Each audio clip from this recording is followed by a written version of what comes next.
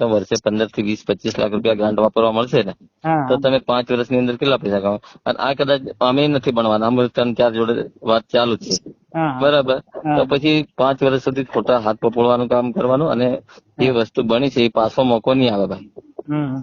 હા, અને કોઈ કશું કરવાના નહીં. અહીંયા હું છે હરકે હરકું થયું છે ને, એટલે કોઈ સવાલ જ નથી. બીજું કે કોઈ ધમકાવા કે ધમકી વાળો કશું જ નહીં. તમારે રહેવાનું છે મળે. તમારે જરૂર પડે ને તો તમને મહિનો તમારા ઘરે પોલીસ રહેશે.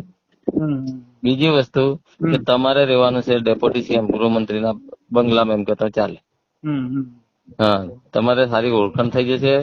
5 પૈસા જે બી નક્કી થાય ને એ બી લઈ લો. ખોટા અમથા ડિસ્ટર્બ નહીં કરો, કારણ કે છે કશું નહીં. આ લોકો હમણાં કે ઓલો કાકો ની કે ખરા, પણ હમણાં આયોજન ની બાબત આપમાં એક પણ જણને ખબર નહીં મેં કે આયોજન વસ્તુ શું છે. હા, એ કોઈ મારી જેવો નાનો ડેપ્યુટી સરપંચ મેં તો આવેલો હોય, એમને ખબર હોય કે ભાઈ આટલા વર્ષ આવે, આટલા વર્ષ. અમારામાં કોઈને તમને એ કશું સમજ પડવાની નહીં. મેં એના કરતા આવતા રહો, તમે હોશિયાર ભાઈ બનશો અને તમારું બધું હારકું સરકારની હાથે રહ્યો બહુ સારું રહેશે.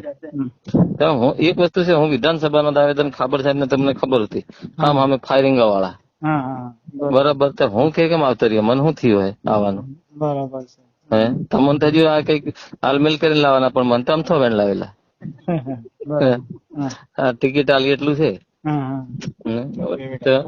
હા, ચાલુ રાખો. અને જયારે બહુ વિચારીને હમણાં કહો ભાઈ ને, બહુ વિચાર, પણ અમારે ગામ વાળી પબ્લિક જ નાખે છે એમ કે અમારે અગર આવી રીતે કરવાનું હોય તો અમે પેલા દિનેશભાઈ ને નહીં જીતાડ દેતા બીજેપી માં, એમ કે છે. અરે એ બધું વિચાર્યા વગર અશોક ભગત પંચાલ બોલું ગાંગેડી થી સાંભળ. હા, ઈ બધું વિચારવા રહી ને તો તું ધૂળ ખાય. આ તને કહી દઉં, હું પોતે તને કહી દઉં. અમારા ગાંગેડીમાં 10 વર્ષ પહેલા પટેલ જીત્યો તો કોંગ્રેસમાં. સાંભળ છે મારી વાત પૂરી. એને 1 કરોડ પર્વત ડામોર ઘેર હાલવા આવેલો અને ઇનોવા ગાડી અને આવતો ખાલી, તો આજની તારીખે 2 ચૂંટણી હારી ગયો. પછી આ કાલ બી હારી ગયો, સમજ લે. અને આપડી ચૂંટણી બીજી લડાવવાની નથી, સમજ લે. 5 વર્ષ પછી 20 વર્ષે બી આવે ને 15 વર્ષે બી આવે, આપણને કઈ મોકો મળવાનો નથી. અને તું રે છે લીમડી, મારી વાત સાંભળજે. અને તને કઈ ગ્રાન્ટ વાપરવાની કોઈ આલે નહીં. તારી આજુબાજુ ફરવા વાળા તારી ગ્રાન્ટ ખાઈ જાય. આ હું પોતે ભાજપમાં છું, તને ખબર છે ને. ઈ તને કઈ ચરવા જ નહીં દે. તારે ઉદાહરણ જોઈએ ને તો મારી પાસે ગાંગેડીનો એકવાર આગળ ભરતડાનો ઉમેદવાર હતો, એના સરપંચે જીતાડ્યો. 1 રૂપિયો હાથમાં નહીં આવ્યો, એ બધો રૂપિયો ઈ ખાઈ ગયો. હા, એટલે હું તને ઈ જ કઉ છું, સમજી વિચારીને કામ કર લે. આજે હા કે આ વસ્તુ ના પૈસા અને તને લઈ હતી લે. હું કોઈ વિચારે નથી. ઈ ગામ વાળા કઈ બી નથી હાલવા આવવાના તને. તું અમારી વાત સાંભળ, તું કઈ ગામ માં રહે તો લીમડી રે ગાંડા. તારે હું એટલે પણ તો બી તો ગામ વાળા એ ચાહ્યા ને મને. અરે ચાહવાનું કઈ નહીં મળે, વાવાઝોડામાં જીતી જવાય. તું ચાહવાની વાત મત કરે. ચાહવાનું કોઈ નહીં ચાહે. પછી સાંભળ, તું 5 વર્ષ પછી તને કોઈ નહીં ચાહે, સમજી લેજે. એ ચાહવાની વાત કરે જ નથી. આ ચાહવાની વાત અમારા ગામ વાળો જ કરતો હતો. 1 કરોડમાં મને લોકોએ વોટ આલ્યા, આમ ને તેમ. આજની તારીખે ધૂળ ધાણી કઈ નહીં મળે.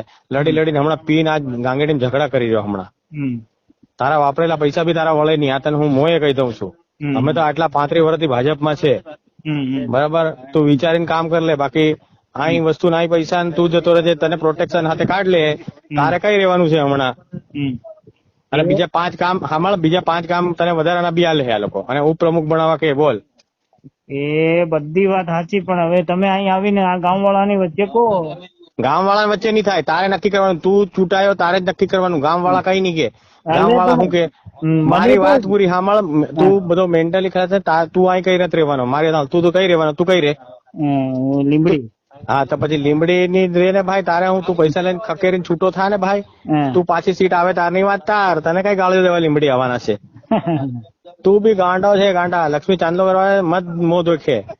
હું તને મોએ કઉ છું, સમજવા જેવો વિચાર છે તારો. આ તો વાવાઝોડામાં તું નીકળી ગયો, બાકી ભૂલ પડી જાય. એક વાત છે, હું તને એવું નથી કહેતો તું ચૂંટાયો નથી, સમજી લેજે. ઘણી મોટી તકલીફ પડે પાછળથી તને. એટલે તું કે તો અહીં હકે ડીલ કરીએ અમે. બોલ. હે શું કે? એ ડીલ નહીં કરવાની.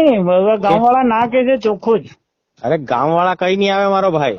એટલે ભાઈ ગામમાં રહેવાનું, જગા જમીન બધું પડ્યું. અહીં જગા જમીન તો ગીરવે મેલ દેજે. તઈ શું તારી કઈ જવાની? તું 5 વર્ષ 15 દાડા પછી તારું કોઈ પૂછવાનું નથી.